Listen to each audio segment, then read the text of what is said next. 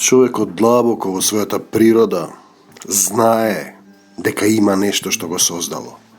Знае дека постои духовна природа и има потреба некому да му се поклони, да обожува, да слави.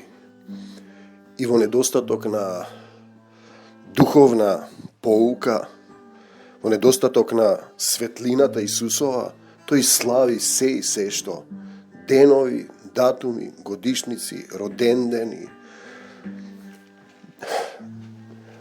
и секакви други настани, како например Нова година, што има тука да се слави. Времето заминува, ти старееш, што славиш тука? Ја славиш својата смрт, својот грев, најлудата ноќ, па уште некој облечен во црвено, во Откровение го има опишано црвениот змеј, кој ви носи подароци, китите дрвија како во Стариот Завет, се поклонувате и чекате Дедо Мраз или така наречениот Свети Никола да ве спаси. Замислете, наместо децата да ги учите за Господ Исус Христос, вие ги пренасочувате.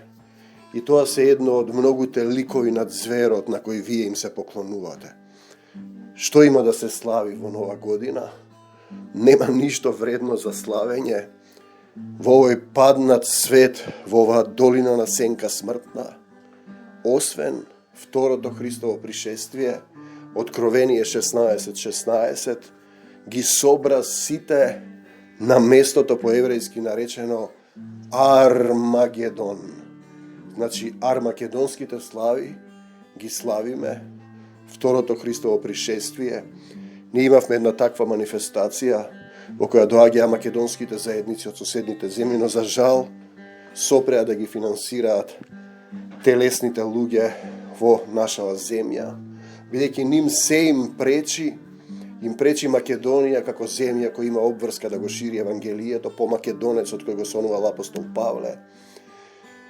Им пречи и Израел, затоа таму се водат постојано војни, иако има и некои гревовни состојби кои не се надминати, распнувањето на Исус, сатанска синагога, евреи кои не се евреи, и македонците кои наместо да го слават Господ Исус Христот, си ги внеле старите празници од неолитот и антиката и се слават сами себе. Само на Господ Исус Христос му се поклонувам, само Него го славам. Армакедонските слави зафатија. А ти размисли дали му се поклонуваш на ликот на зверот, сите тие празни слави, празнославија, без славата Исусова. Славата е на Таткото Небесен и на Господ Исус Христос. Амин.